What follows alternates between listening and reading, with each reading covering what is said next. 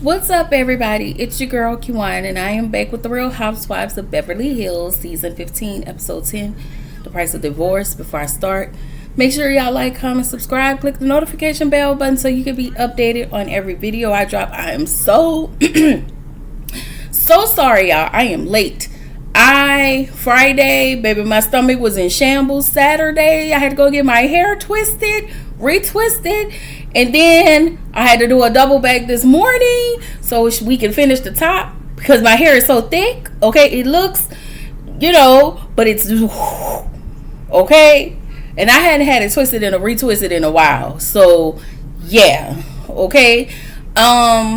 Today I had to hop on a live. I had to watch all of my videos and put them up. Like I'm a little exhausted. Like I just finished off a live, but go follow the Black Girls Den podcast. Go around there, follow her, and I was just sitting on her live talking about Insecure. Like, comment, and subscribe to her channel, okay? And even right now, please go over to Watch Your Best Friend Reviews or Mrs. Best and Mrs. Best Reviews, as well as Watch Your Mouth Reviews. They are actually live right now as we speak. Okay, shout out to everybody. All right, so I'm gonna give y'all everything y'all need tonight. Okay, woo. Anyway, Housewives of Beverly Hills. So we had a montage. We see Bose and Lael, Sutton and Victor, I guess that was her tennis coach, Amanda and her daughter, but y'all, we didn't get Amanda at any point on this show. Anyway, we start with Dorit, Kyle, and Rachel. Dorit is on FaceTime with her daughter, and she just wants to pretty much get to a better space with PK so she can co-parent with him, and I'm not mad at that.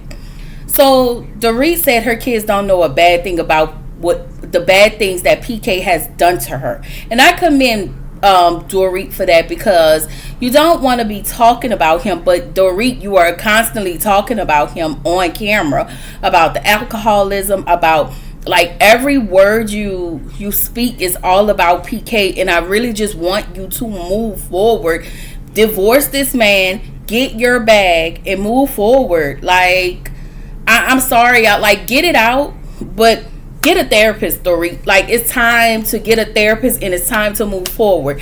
We have seen you with the same storyline for the past 3 to 4 seasons, and quite frankly, we are really tired of it. Like, what else is there to offer as far as Dorit? Like, get to know yourself. You should be in a space where your storyline is Dorit redefining herself. Who is Dorit? What do you like? What do you don't like? You've been with PK for so long, you probably know more about PK than you do about yourself. So, today, because y'all know I've been whooping Dorit ass verbally, but I got a little soft spot for Dorit on today. I do want Dorit to win. I just want her to win in a more positive, healthier way. Yeah, get your girlfriends off camera and cuss PK out, okay, with your girlfriends, but on camera, show up for yourself and for your children.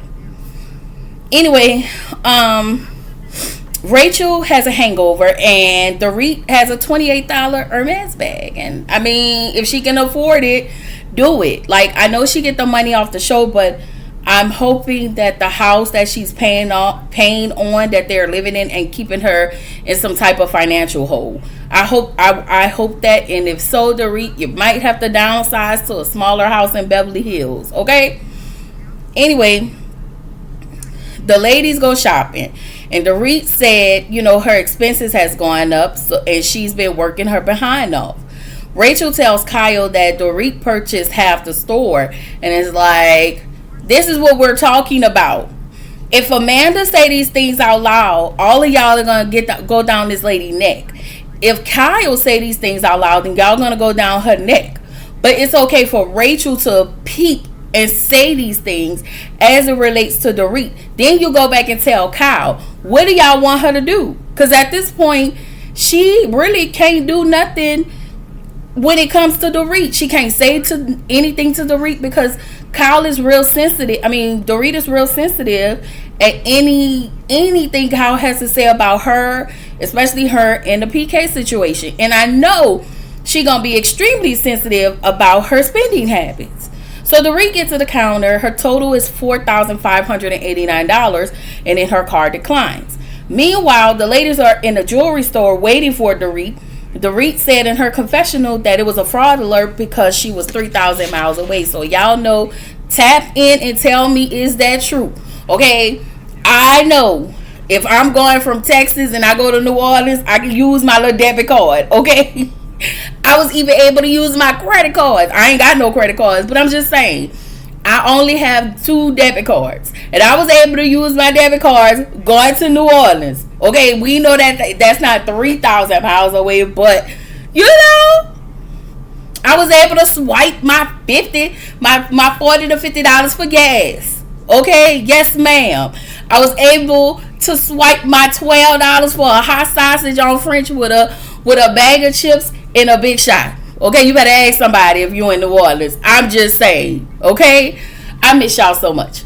Anyway, ladies, they asked Dorit what her total was. What did she spend? Because she came out with bags on bags on bags. Okay, racks on racks on racks. And Rachel tell her, you know, that was a house payment. And I was like, oh, girl, why did you tell them? But I guess it was on national TV, so I know they're going to play that segment at the reunion. I kind of low-key believe Dorit.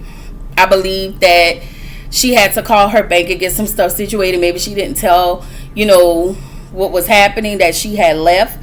She was leaving. So I don't know. Again, I don't know. So anyway, Bose FaceTime Kyle.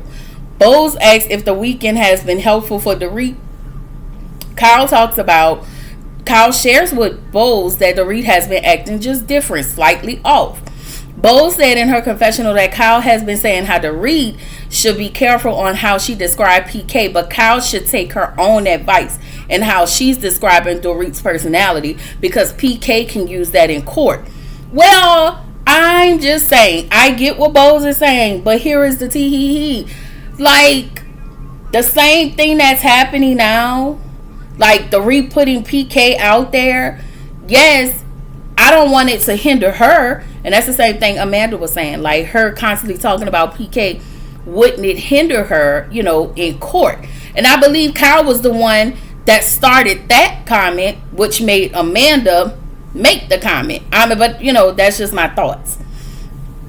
So both feel like a conversation should be had with both Dorit, so they can figure out how to support her. Fine, y'all ain't gonna financially support the lady. All right, see what she need and go from there. So we get to Sutton and Jennifer. Jennifer says Sutton and her ex seem to be like the perfect couple, but she has started to see cracks in their relationship. Sutton tells Jennifer about the conversation that she had with her daughter.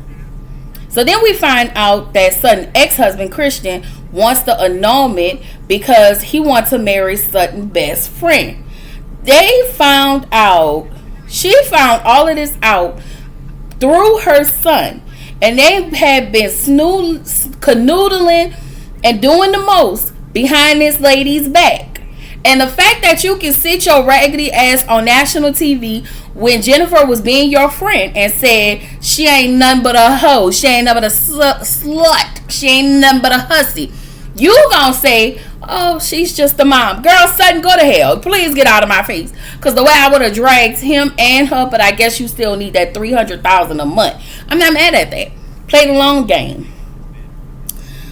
Oh, I was like, oh, girl. Like, this the most we got from Sutton. Why we never got this from you?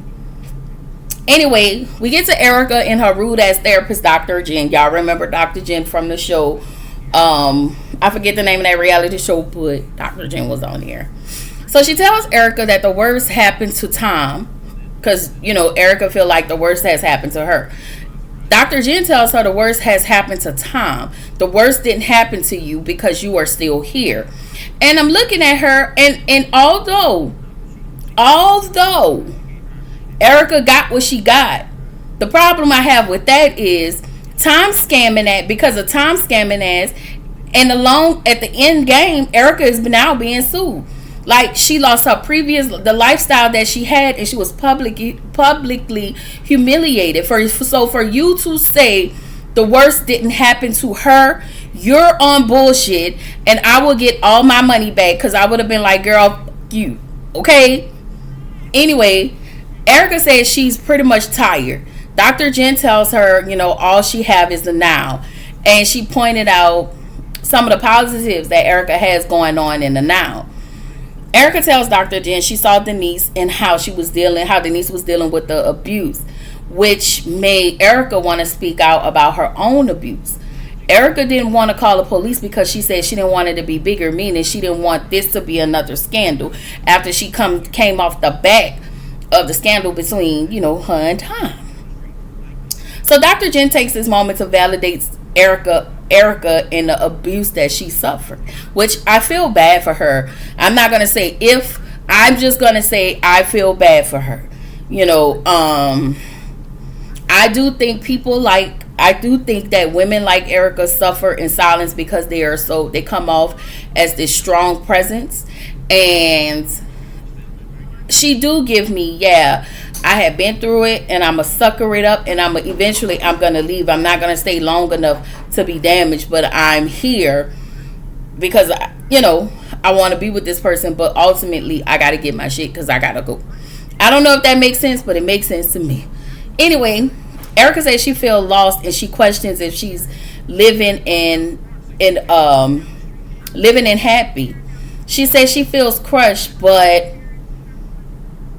about the whole, with everything that's happening to her. But my question or my comment was, like, your husband stealing from those people, how do you think those families felt? Like, how do you think it looked for families to watch this show on national TV and you was such an asshole about the whole situation? So the grace that you're looking for, some of us are gonna extend you that grace, but you can't, like, there are some people that just not gonna extend you no damn grace because you did not extend that to these people and their families. Like, I don't know if you knew, but again, nothing was said, nothing was done. You was just kind of going with the flow, acting like the blonde. I'm just saying, I don't know what's going on. My husband taking care of me. I know you know something because you're a smart lady. So the ladies are supposed to be heading out with Rachel's parents. They're supposed to be, I think the parents was coming to eat and drink wine and talk shop or whatever, but they're waiting on Dorit. So Kyle thinks that Dorit is in her own world and making Rachel's parent, it was rude for her to make Rachel's parents wait, which I know this is going to be probably the reunion, and her and Kyle are going to get into it again. And I just feel like, Dorit, you are not the queen bee. You are not bigger than the program. Girl, get your ass down here. You are a guest, and you need to be respectful of these people's time. Like, girl. But let me say this.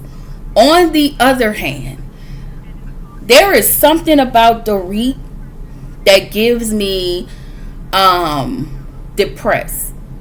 And I think Dorit is high functioning depressive. Like, I think she is high functioning in her depressive state. And I'm not one to, again, I have the book, the diagnosis book, but I'm not able to diagnose anybody. I am not clinical. I don't even have my letters by my name, okay? Listen, I have not even crossed the stage to graduate to get my diploma, okay? I'm just saying, it seemed like Dorit is, and I think if that is the case, I really need Dorit to pull out that. Like, stop hiding things and be y'all real selves on these shows. So anyway, Rachel's mom was extremely beautiful as a younger woman. Like, she's beautiful now, but she was extremely that girl. Like, Rachel's mom, I was like, oh girl, okay, she looked Italian. Like, her mom looked, I was like, is she black? But then I looked again, I was like, okay, she looked Italian. So Rachel is still talking about her ex. She made me feel like she was still that man until she found out he had a girlfriend. And I feel like she was trying to jump in this whole hot girl summer thing real fast. Like, really fast. To try to forget about him. Like, you know what they say. Well, not in this case. But, yeah, she was trying to jump in this whole hot girl delusion and all of the things. And I'm like, girl, I don't know. I could be wrong. So we get to Bose and Keely.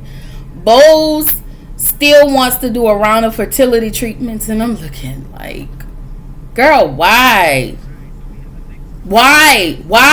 How many rounds have you been through? Is this your second round? I feel like this is your second round, but I think this is her first round. She said her fear is not being able to have a baby for Keely.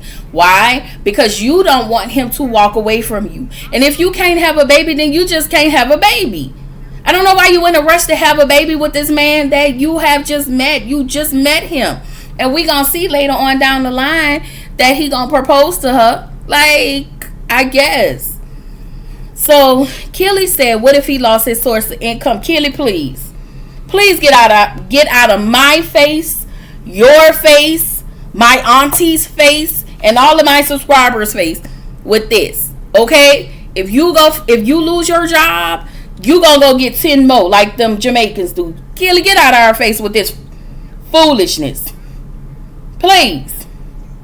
Anyway, Kyle, Rachel, and Dorit. Kyle tell the ladies basically she was a low-key proposition at an airport by a random stranger. I was like, why do we need to know that? Why? Rachel said it's been a year. Her life was broken up, and I'm just like, at this point, girl, Rachel, please, this is where the episode ended. Yeah, I cannot wait till the season is over. I don't know if this is true, but the people say that Renna is trying to come back, and I don't know if it's true, but I don't know if she's trying to take whose spot. She's trying to take, what's that girl name spot? Oh my God, what's her name? Amanda. Girl, I guess. Anyway, this is your girl Kiwan, reminding you to keep showing up, keep growing, stay true to yourself, and I will see y'all in the next video. Bye.